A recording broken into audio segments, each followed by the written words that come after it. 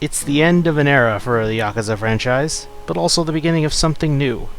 For 15 years, Yakuza has always been on its course with the original protagonist, Kazuma Kiryu, leading the helm of the story-based beat-em-up.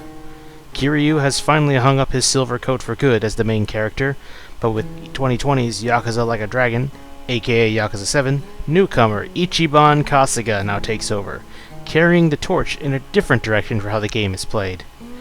After the surprising success, acclaim, and easier accessibility to Yakuza 0, a game that evolved from a mere prequel to a cult classic to now being seen as the catalyst for the franchise's recent success in the West, the franchise could not have a better opportunity to become the new succeeding in-house IP that Sega has been needing since Sonic has, well, been inconsistent with success and is currently in an awkward rebuild. Yakuza has been waiting for years now to make a big splash in the West with success. Let's see if Yakuza Like a Dragon did just that. Before we get started with the review, allow me to explain the structure of how I go about the rating process. I will rate the game based on the swag factor: sound design, writing, aesthetics, and gameplay. What else did you think it meant? Of course, some categories may or may not be involved, or as emphasized depending on the game, but in the case of Yakuza 7, all will have scores that can go up to 25 points each that can culminate to a final maximum score of 100. This is basically being rated like it is akin to grading an exam. But there are also bonus points that the game can get, up to 5 points. So these points will only ever slightly adjust the rating without completely changing it to something radical. Under rare circumstances, if a game is frustrating and hard to keep pushing on for various factors, these points can actually detract from the final score. But this will be rare, so the score can only be adjusted to at most half a letter grade, be it going up or down. With all that established, let's begin. First, I'll be rating aesthetics. Now, this game uses the Dragon engine, which was initially made for Yakuza 6, and is also used in Kiwami 2 and the spin-off Judgment. To briefly touch on combat, while there is some grounding to reality, certain special and physical attacks go over the top with their visual prowess. Some hiccups like ragdoll physics do appear during fights sometimes, but where the visuals shine more is in the various cutscenes. Yakuza usually had 3 types of cutscenes for the most part in the modern era. The more stiff, usually non-voice sections of the game that take place in the overworld for non-important scenes, or simple side quests. Voiced scenes where some simple to slightly more complex animations do take place that are primarily found in most story scenes and sub-stories. And finally, there are the full cinematics where the visuals hit their best look as possible, where the bodies and faces are motion captured, leading to specific and unique animations that are both believable and compelling for most scenes they are used for. Yakuza's storytelling at its most comical is usually all in on that silly factor, but it, like its predecessors, is fully capable of powerful and stark scenes that rival cinematography in the real Yakuza movies this franchise is inspired by. These scenes are Yakuza at its absolute best. As past games have done for years, Yakuza 7 is no different in its delivery of displaying compelling narratives through obvious tells to some more subtle work such as body language and quickly passing facial expressions. Add in the tremendous voice acting work, which will be addressed next, and you have one wonderful looking game. One thing about the visuals that did break my immersion a bit, however, were certain textures in the overworld, both when the camera was zoomed in and even from its normal perspective and angle. One example was in various convenience stores in town. Some textures around the ATM would look stretched and pixelated. I don't think an upgrade to the PS5 or Xbox Series X will fix that easily. It's not deal-breaking by any means, but this is something that shouldn't still be a thing at this point. As for the overworld, both Kamurocho and Sotenbori look as beautiful and vibrant as ever as they were last seen in Kiwami 2 and Yakuza 0, teeming with the hustle of being the red light districts that they are. But the main attraction is the new Isazaki Ijincho region, also based on a real region from a city in Japan. The map is far bigger than Kamurocho is, but the writers were careful to keep most of the early objectives around a small section of the map, as to not overwhelm new players and keep them invested. And over time, new regions would be explored as if the map was being pieced together and unlocked towards the player. Of course, you can go around to your heart's content, but stronger enemies do dissuade you from doing that. By the time I was done seeing the whole area, and at both day and night times, Ijincho quickly grew to become one of my favorite overworlds in gaming, alongside Delfino Plaza in Super Mario Sunshine and Inaba from Persona 4, being some of my more favorite hub worlds. Smaller, more tight-knit communities and environments appeal to me more. It's just how I've lived. But Ijincho definitely accomplishes that preference of mine of being a close community, but also being one of the larger overworlds in Yakuza. Honestly, it's damn impressive. Some of my favorite locations to look at would be the bright and energetic Chinatown, the surprisingly docile bar district, and the view of the ocean with the bright colored Ferris wheel down to your left at night. Honestly, I'm a bit disappointed I can't actually ride that thing. The population mingles where you would expect. Shopping districts and tourist attractions always seem to have a varying influx of crowds, while more gang-riddled areas hold less people altogether, if you don't count the members of said crews patrolling their territory. The immersive factors with Ijincho make it become like our own thriving world, which just adds to the strength of the aesthetic and immersion Yakuza has been accomplishing for years. Next is sound design, and by gods, this has to be one of my favorite soundtracks amongst recent games. And it's definitely my favorite OST of the past year. Persona 5 Royal definitely is a home run in its own right, but it's an enhanced port, so the majority of the soundtrack is music we've heard before, even if the new tracks are superb as well.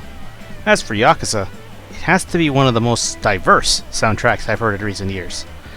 There is more than just one battle theme for one, as each location has its own theme, albeit Sotenbori reuses the battle theme from Kiwami 2 instead of an original track. But, as you go through different dungeons, buildings, and different boss encounters, the soundtrack really flexes how clean, personalized, and diverse it can be. One of my favorite standout boss themes happens to be the Mabuchi theme, which you hear at least twice.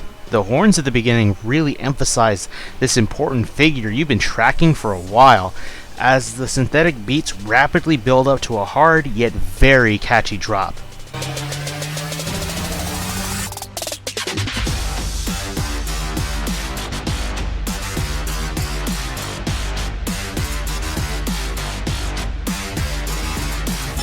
That I do want to mention, but they are spoiler filled, so I probably can't speak of them here. Just know that a couple boss fights around the climax of the story that you may recognize really never want to leave your head. Of course, I'd be remiss not to mention another part that adds to this game's immersion.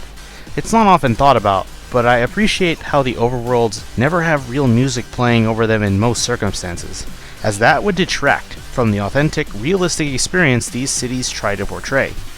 I love hearing the random banter between the party members around town, as well as the indistinct voices that fill the packed streets. Speaking of voices, I believe now it's time to address the new elephant in the room, the voice acting.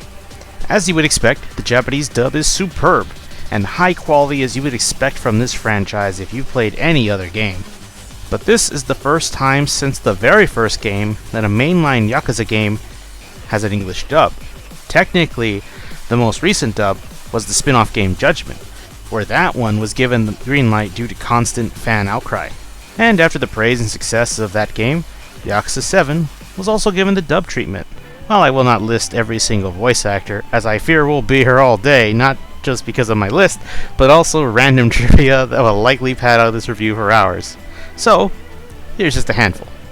Greg Chun, who plays Ike in Smash Bros. As well as Fire Emblem Heroes, now voices Yunamba. It should also be noted that he plays the main character in Judgment, Detective Yagami.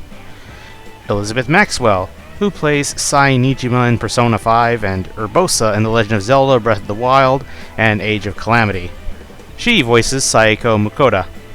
Zhao is portrayed by Robbie Daymond, who plays Goro Akechi in Persona 5 and Moomin Rider in One Punch Man. The main character Ichiban is voiced by Kaishi Tang, who plays Wayne in the Fire Emblem games and Oma in Kengan Ashura. There are others, of course, but this is a well put together cast with experience working in both with the dubbing process and with Sega themselves. As if that wasn't enough, Sega brought in a well-known actor to play a key character in this game, as Sega of Japan would do for their games in their original dubs. A celebrity actor we all know, George Takei, plays Masumi Arakawa, Ichiban's father figure throughout the story. While there are plenty who will automatically dismiss this dub because they are so used to the Japanese audio with Yakuza, and I can understand to an extent, I believe this dub accomplishes its goal. Not perfectly, for I do have some gripes. This English dub is a valid interpretation of Nagoshi's vision, with Kaiji Tang portraying Ichiban Kasuga excellent in my opinion.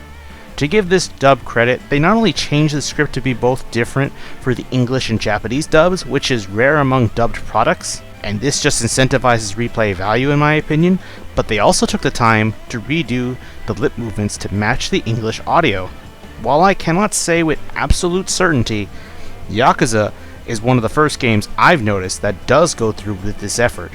This process takes more time and money, which is why companies often choose to not bother and simply have the script for the localization match the Japanese lip flaps, as it saves on those resources. This effort does not go unnoticed in my eyes. However, there is one thing I cannot comprehend. As a silly way to break the pace and allow the player to enjoy the characters and have fun, one thing that is practically a franchise staple at this point is the karaoke minigame. Don't believe me? Did you forget this meme already?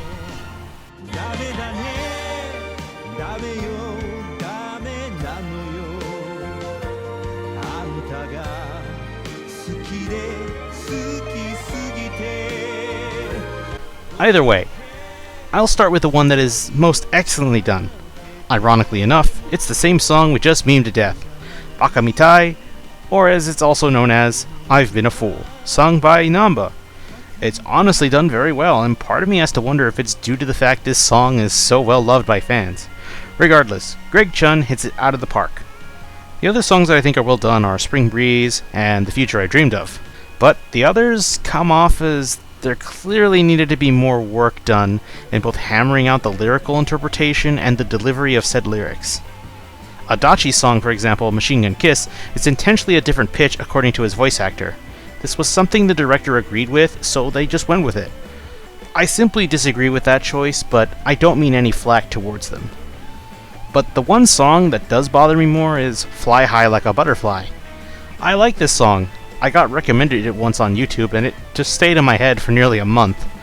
To me, the problem with this one is that everyone just sounds a bit off measure.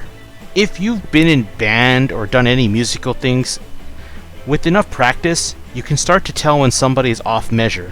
And if you don't know what that usually means somebody's either ahead or behind compared to the rest of the band or group, whatever it is.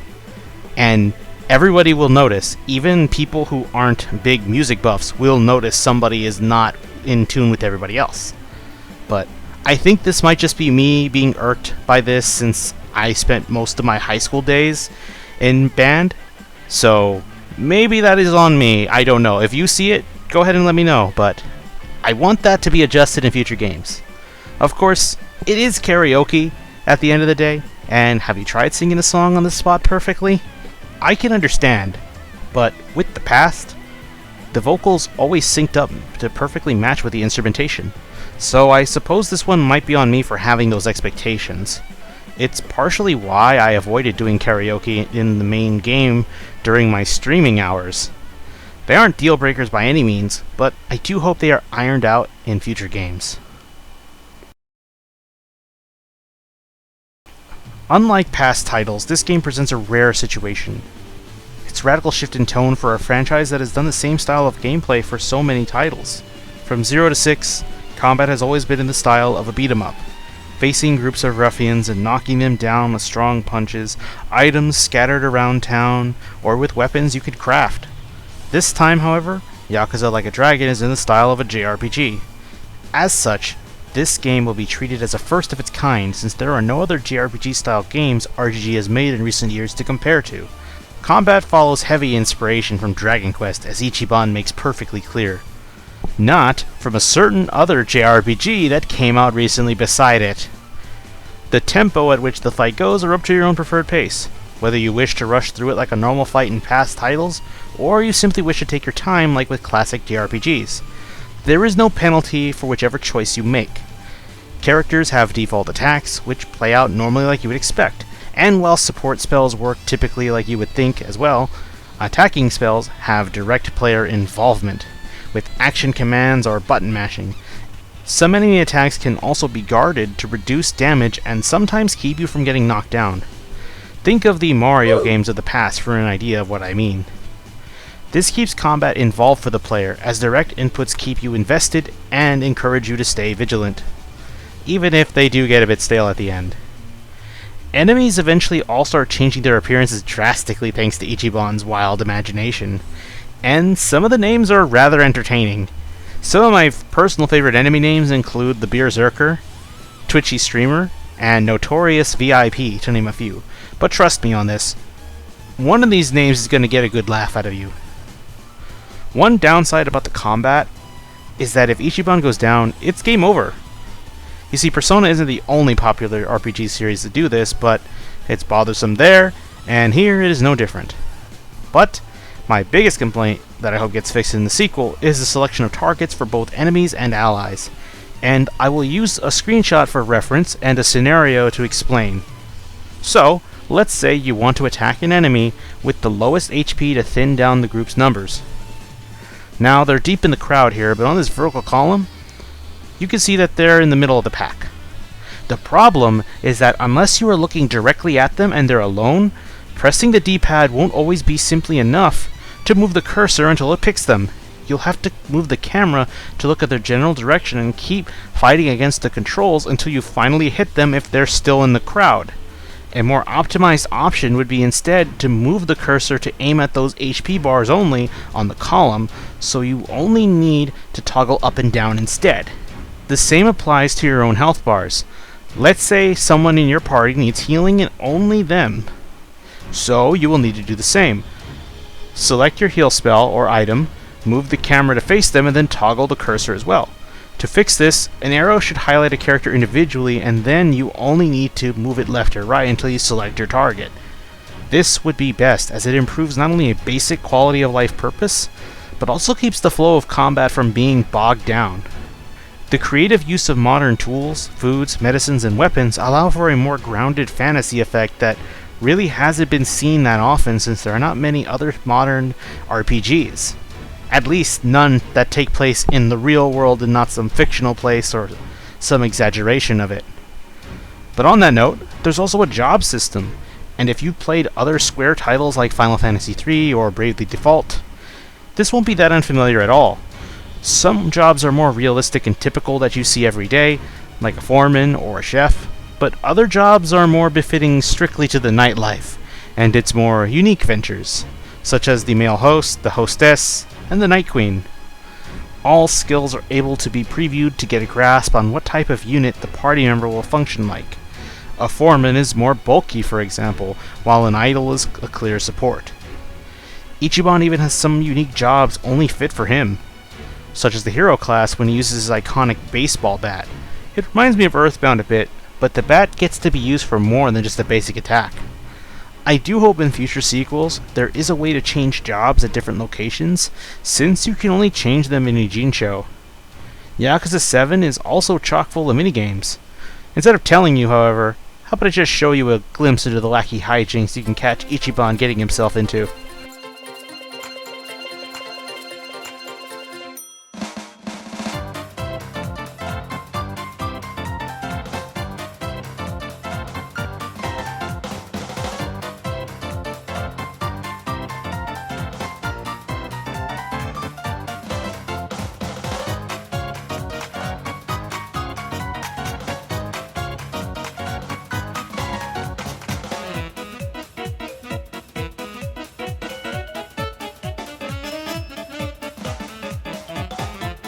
All three regions definitely have their fair share of things to find and try out, although Ijincho holds a huge majority of them. Sotenbori and Kamurocho sadly feel as if they're placed there both out of story obligation and to pad out more hidden collectibles and dungeon areas. I'm barely scratching the surface, mind you, but they're still forging weapons and armor to equip, filling out the Poundsmate and Sujidek's library, taking classes to boost your stats, and of course the big business management sim, the latter of which is really engaging and tough if you don't have a full grasp on how it works fast enough. This section has gone on long enough as is though, so let's move on to the big one. And finally, the writing is now in play. For now, let's stick with the writing for sub-stories before approaching the main story itself. Sub-stories are where Yakuza's zany outbursts of outlandish scenarios and bizarre mini-adventures typically come to the forefront. Some examples include protecting a persimmon tree's final fruit from falling, despite many people attacking the tree for their own absurd reasons, helping a movie star get back into shape, or even solving someone's hesitation to confess with the power of kimchi? Of course, some sub-stories bring more involved and serious issues, such as helping a baseball star find out why his rival injured him despite his clean reputation, alongside my personal favorite sub-story, helping this girl who claims to know Ichiban well and wishes to go out with him and around town, and well, I'll let you experience that one for yourself if you haven't already. Party members have their own stories that are told through bonding events. Drink links happen as you battle with these party members, go out to eat with them, and do certain other activities with them. All these further flesh out the already excellent cast even more, and this also helps them gain more experience when they're not directly in combat. I do feel that Zhao is a bit left to the dust as he joins rather late, but his writing is still solid. My hope is that he gets more screen time to make up for that in the next game. Speaking of, with sequels inevitably down the line, and with likely new playable party members, as much as it may not please everyone to hear, I kind of hope they leave some characters out of the roster to lesser roles to allow new characters a chance to grow and to keep the cast from getting too big.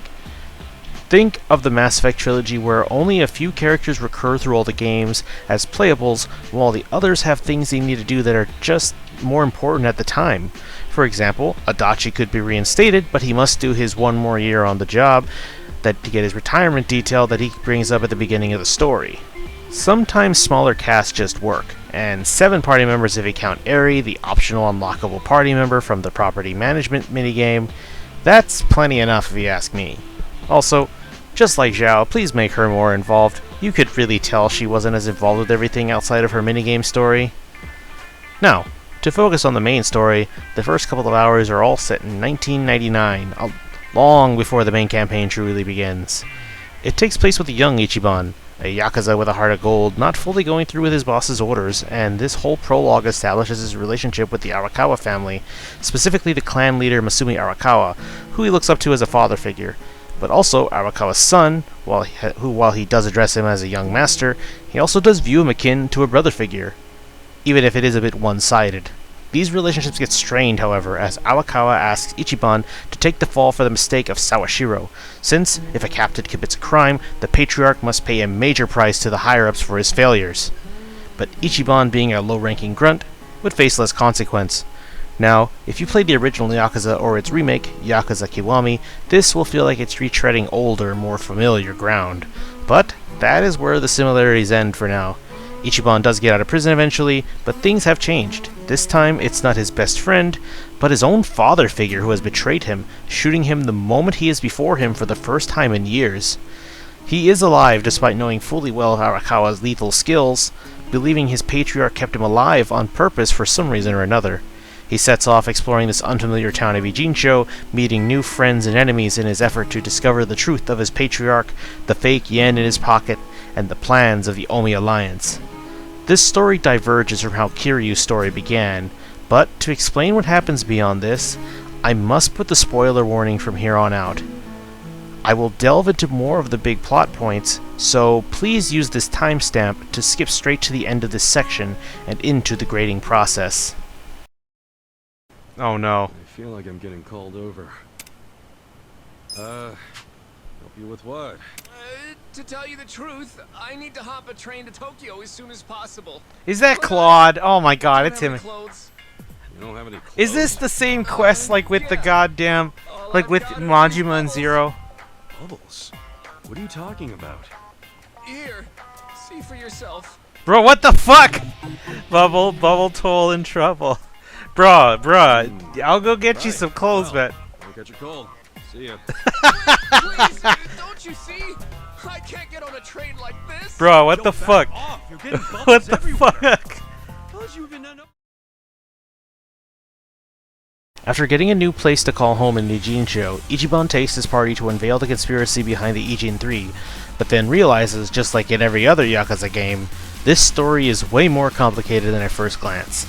But once the Omi are involved, this story just kind of ends. Everyone has to work together to survive and push back against the Omi threat. And once Ichiban goes to Sotenbori, then it transitions to ending the Tojo and Omi clans in one fell swoop, with recurring characters Majima, Saejima, Daigo, and even Kiryu himself making cameos to wrap up their stories completely. Of course, they could always appear in a sequel, but for now, that's where it feels like it's ending. These boss fights in particular feel like they have major spikes in difficulty, with Kiryu himself jumping 7 levels from your last major boss fight, which was both Majima and Saejima at level 50. These appearances are a bit more on the fan service side of things, but it works before the focus on Aoki coming to the forefront. Then it's a last bit of a bumpy ride, with the final dungeon having no chances to save. Once you go in, be ready to go all out with a few spots to heal up and plenty of enemies to occupy your time. The real final boss is with Tendo, with him having actual good damage, while Aoki, who yes is technically the final boss, he's more of a victory lap as he does go down rather easily. But it's here where the story starts to tread old again. But this time in worse ways. Now, if you're familiar with Kiwami, you know why the final boss had to die in that instance. But here it's more so that Aoki knows he's screwed no matter what happens next. Like, Ichiban had completely ruined everything for him in that moment. Aoki has no choice in his mind but to take his own life, but Ichiban finally breaks through to him that he genuinely does care for him, and Aoki puts the gun away in the locker. All seems well. Aoki is still doomed to reap what he sows, but at least knowing that Ichiban will always support him is enough to make him not end his own life. But then Kume, a character you encounter throughout the story, comes out of nowhere, stabbing and killing him, leading to Ichiban bawling and running off in a vain effort to save his young master, in a parallel to when Masumi tried to save Masato as a child.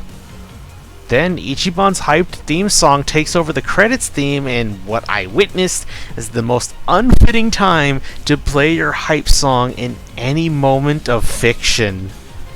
Okay, so before I get over emotional on this again, let me break down this whole scene before we end this. So first, where did Kume come from? How did Kume know to come here? Ichiban makes total sense given their relationship and history from what they both know. Was Kume tracking them and just waiting to see if Aoki wanted to take his own life? And what happens to him afterwards? We don't see him at all in the post-credit scenes. You see a man in prison, but it doesn't look like him. I even checked I checked GameFAQs and other discussion boards to see if people can verify this for me. Maybe I just didn't notice, but other people don't know. And you don't know if he assumed office afterwards. Was this just some twisted cliffhanger? Is he the next villain? Or maybe he's just a minor villain that leads to other more threatening ones. Bleach Japan was implied to be a massive group after all. Either way, this ending left a dry, unsatisfying taste in my mouth. But I do not dislike the overall story. That much I will make clear, as much as it does go all in on the cliché factor, and bringing up a lot of tropes I've already seen a couple times too many so far in the couple games of Yakuza I played. I'm still willing to give this one a pass. I'm still fine with the story overall, and the characters more than made up for that.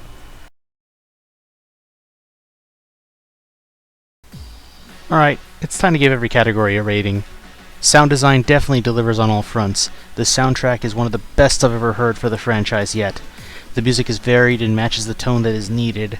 All of the various battle tracks alone have something unique to offer to the table. And while there is some music from older Yakuza games brought back in for certain scenarios, it's not enough to call it a lazy effort, as I genuinely believe this soundtrack has plenty enough to make up for it. The voice acting in both dubs is fantastic, and it is one aspect I always look forward to seeing in these games. A perfect 25. writing does retread on old familiar ground if you played the true beginning of Kiryu's story. Of course, it does diverge from that already charted course when the prologue is truly over, and while I like the direction it went in, it does feel like it's getting a bit too big for its britches in terms of the scope of its conspiracies. And as mentioned earlier, the ending does bother me a bit, but that may change whenever we get our hands on the sequel, assuming it does get announced one day. With that said, I am absolutely smitten with this cast. Sayako, Jungi Han, Nanba, Adachi, Zhao, Eri, they're all wonderfully fun and intriguing characters. Ichiban is worthy of being the franchise's new icon. His values and personality are both relatable and easy to respect. He is a fool, and yet somehow we can't help but like him and follow him along on his foolish journey. I look forward to seeing how far he goes. A rating of 20 out of 25. Aesthetics remain as high quality as ever, despite the game trying to embrace realism. The new city of Ijincho is just as captivating to explore, and is as much as eye candy at night as Sotenbori and Kamurocho are. The characters also look as eye-popping, and their designs illustrate their backstories and lifestyles. RGG has always had a knack for iconic visuals, and that touch has not been lost yet. Perfect 25. Gameplay is radically different from the past games, and yet the Mad Lads made it feel right at home. Thanks to Ichiban's perception, it's easy for a new fan or a veteran to get sucked right into the new combat system. It needs more refining and quality of life updates, but for a first crack at a JRPG, they chose a good franchise to learn from first. I hope they perfect and expand upon this system one day, from the jobs to the skills themselves, dungeon crawling, minigames, and combat itself. There is much to be had here. A rating of 21 out of 25. Now if we crunch the numbers, that gives a preliminary score of 91 out of 100. And I enjoyed this game immensely. It was very hard to put down until I beat the game, and I look forward to playing it again one day. With that in mind, I give this the full benefit of 5 extra points. The final score is a 96 out of 100. An A for this future classic.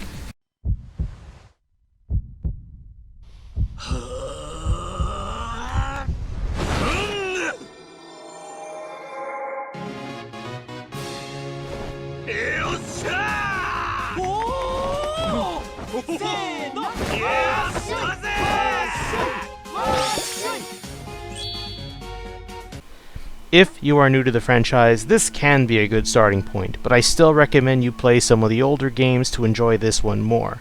At least play Yakuza 0 and Kiwami, and maybe Kiwami 2 if you're feeling it, and then come back to this one. But I will not protest this being your first game, as it is a wonderful experience. You just won't catch a lot of the references. I know I didn't. I hope this interests those who have yet to play the game, and for those who already have, I hope you enjoyed my first review. Yakuza Like a Dragon is a must-play for JRPG fans who crave something more modern and maintains some level of reality, but also isn't afraid to have entertaining fantasy elements when it is necessary. Ichiban is the new torchbearer of this franchise. While he is different from Kiryu, from his appearance to his demeanor, that spirit within is just as powerful and determined as the Dragon of Dojima. I look forward to seeing where this franchise goes. While one man's journey has ended, another's has just begun.